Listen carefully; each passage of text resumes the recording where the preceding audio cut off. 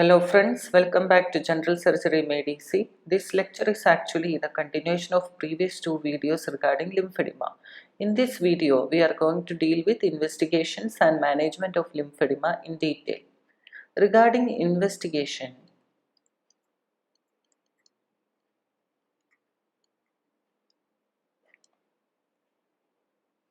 when lymphedema is mild and uncomplicated, we can diagnose and manage purely according to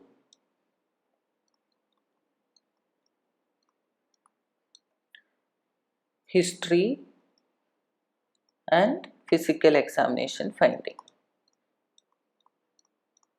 When lymphedema is severe, atypical,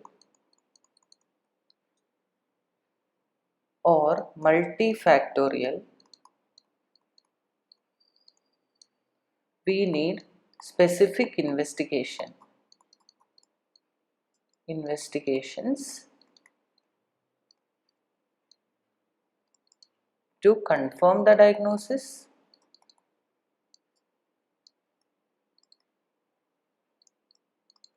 and to plan treatment.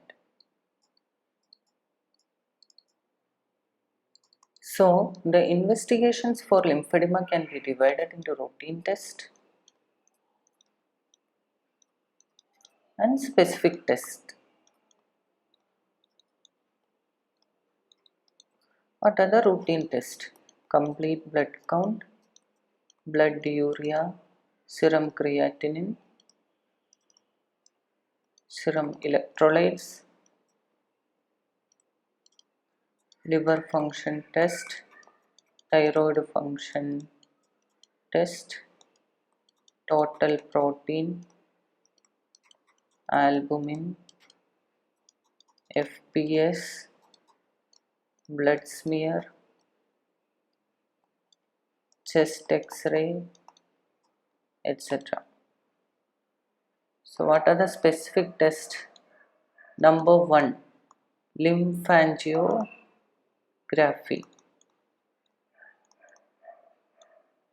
Lymphangiogram can be direct or indirect lymphangiogram.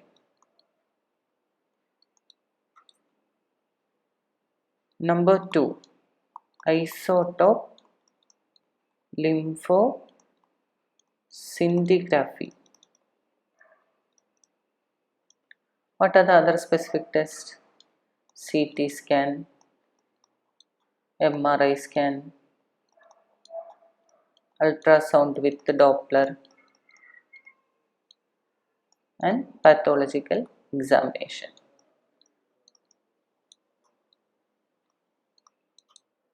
Next is about direct lymphangiogram.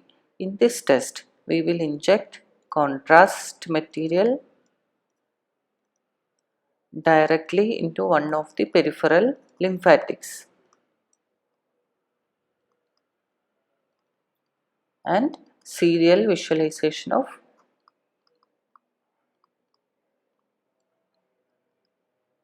lymphatic vessels and lymph node is done.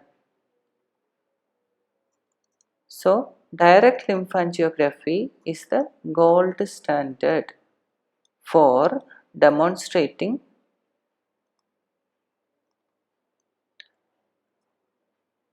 larger lymphatics and nodes. So, this investigation is reserved for preoperative evaluation of patients with megalymphatics.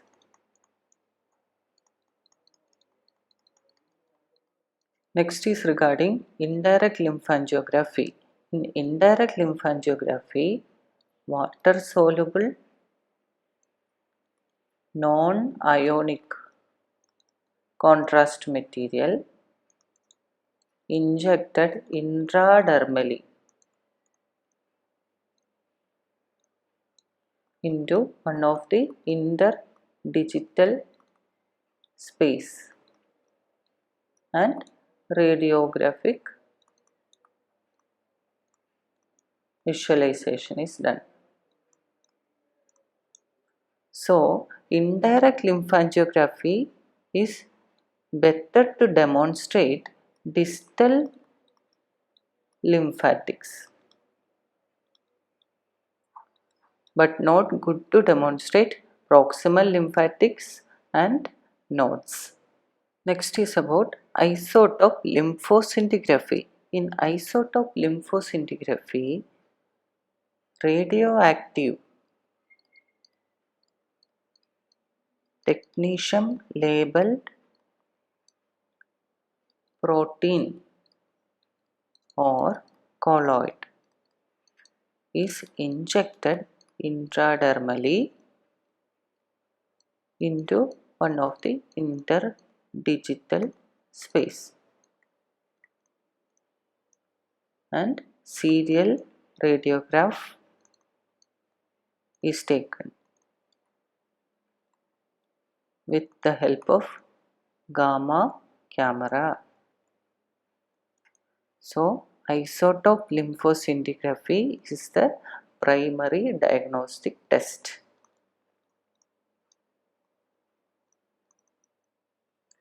A single axial CT slice through mid-calf can be useful.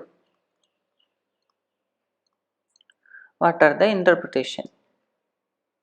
In lymphedema, there will be coarse, non-enhancing reticular pattern, also known as honeycomb pattern,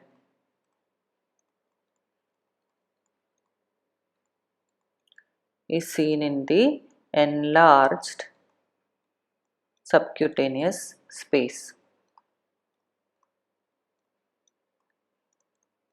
As I already told you in the previous lecture, lymphedema is always epiphyseal.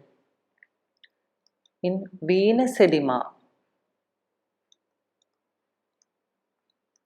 what will be the finding? There is increased volume of muscular compartment. What about in lipoedema? In lipoedema, there is only increased subcutaneous fat. Next is about MRI. MRI will give us clear image of lymphatics and lymph node. So it is mainly useful in patients with lymphatic hyperplasia. Lymphatic hyperplasia, and also MRI can be used to distinguish lymphedema due to lymphatic as well as venous causes. What about ultrasound of the lower limb? It will give information about venous function, especially regarding DVT and to demonstrate venous abnormalities. Finally, regarding pathological examination, when malignancy is suspected,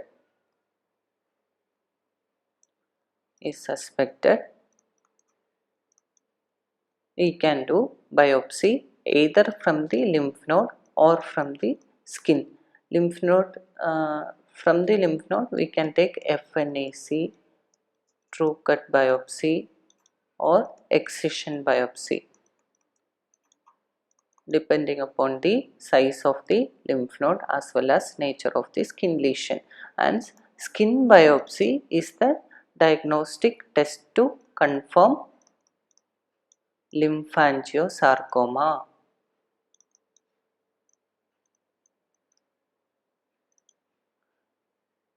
With this, we are completing investigation for lymphedema. Now moving on to treatment part. So while treating lymphedema, our aim is to relieve pain, to reduce swelling, and to prevent complication.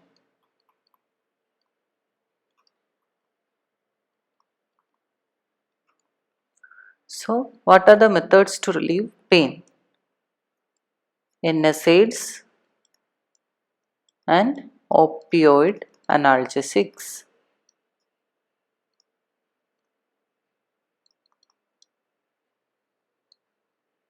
Corticosteroids, tricyclic antidepressants, muscle relaxants, and nerve blocks can be tried. And to reduce swelling, we have to advise bed rest, elevation of part, and physical therapy. Physical therapy for lymphedema. This is also known as decongestive lymphedema therapy. DLT. This itself is one of the question. Next, to prevent complication, you have to give proper skin care, and finally surgery. Next is about decongestive lymphedema therapy, DLT. DLT is divided into initial intensive phase and maintenance phase.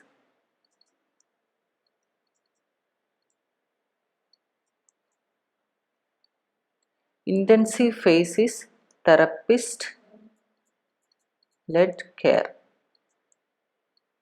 Maintenance phase is self-care regimen.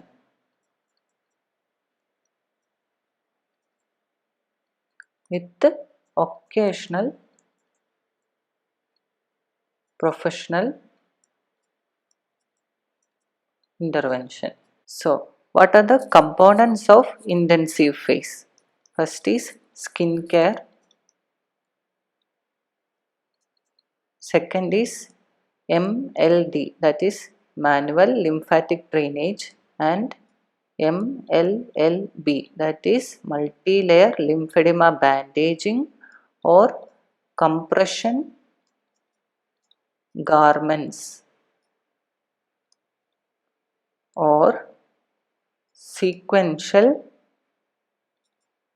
pneumatic pump and exercises. Now we will discuss about each of these components. First is about skin care. First and foremost important thing is to educate the patient regarding the principles and practice of skin care. This is the most important aspect. Then daily we have to inspect the affected skin with special attention to skin folds. Daily washing of the area and dried it carefully. We have to apply bland emollients like white soft paraffin or liquid paraffin to protect the skin. If there is marked hyperkeratosis, we can apply 5% salicylic acid ointment. We have to avoid skin sensitizers and allergens, and also we have to avoid trauma to the affected area. If there is fungal infection, that can be treated with fluconazole. 3% benzoic acid. 3% benzoic acid ointment can be used to prevent athlete's foot. All the acute inflammatory condition of the skin should be treated, if it is mild, with topical agents.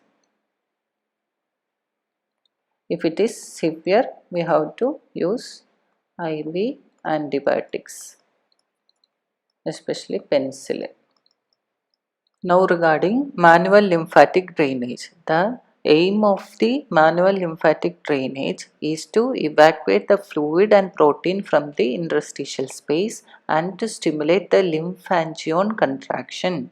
Manual lymphatic drainage is daily done by the therapist, and we have to educate the patient to do simple lymphatic drainage, SLD. So this is one of the component in the intensive phase of DLT. Here MLD should be done daily by the therapist, and patient should do simple lymphatic drainage exercises. Next is regarding multi-layer lymphedema bandaging, MLLB. Non-elastic MLLB can be used for severe swelling during intensive phase of decongestive lymphedema therapy, and for mild swelling and during maintenance phase of DLT, compression garments are preferred. Here you can see multi-layer lymphedema bandage, and here you can see the therapist applying the MLLB. This is one of the image of compression garment. Now another important device is sequential pneumatic pump. In this device have several compartments. These compartments are serially inflated to empty the fluid from the affected limb. And finally, regarding exercise, slow, rhythmic, isotonic exercise will empty the fluid from the affected limb by improving venous tone as well as lymphatic drainage. Finally, regarding surgical management of lymphedema, surgery for lymphedema can be divided into bypass procedures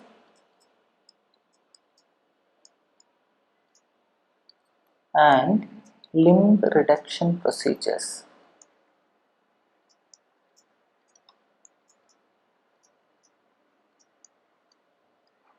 So, what is the indication or prerequisite for bypass procedure? Patients with proximal ilioinguinal lymphatic obstruction with normal distal lymphatics. What is the indication for lymph reduction procedure?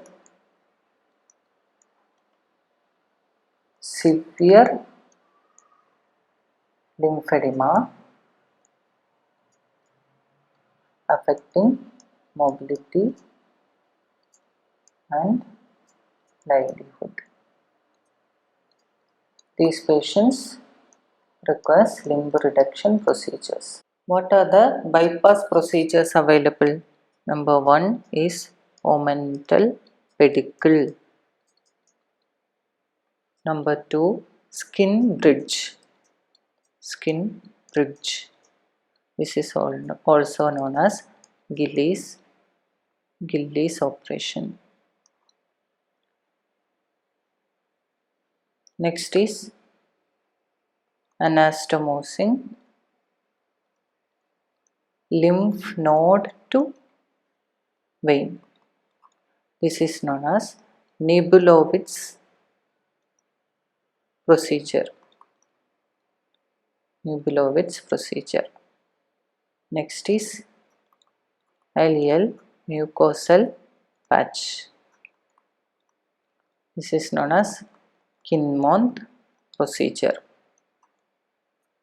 And also we can anastomose lymphatics to vein. So what are the limb reduction procedure available? Number one is cyst-trunk operation. Cyst-trunk operation. This is the most commonly done surgical limb reduction procedure. Next is Homan's operation. Another one is Thompson's operation. And finally, Charles procedure. So what is cyst-trunk operation? In cyst-trunk operation, a wedge of skin and subcutaneous tissue is excised and wound is closed primary. This is the most commonly carried out limb reduction procedure. And in Thompson procedure, one denuded skin flap is sutured to the deep fascia and buried beneath the second skin flap, so-called buried dermal flap. This is less popular procedure as pilonidal sinus formation is common. And in Homan's procedure, we will excise subcutaneous tissue after raising a skin flap. Later, the skin flap are trimmed to required size and sutured primarily.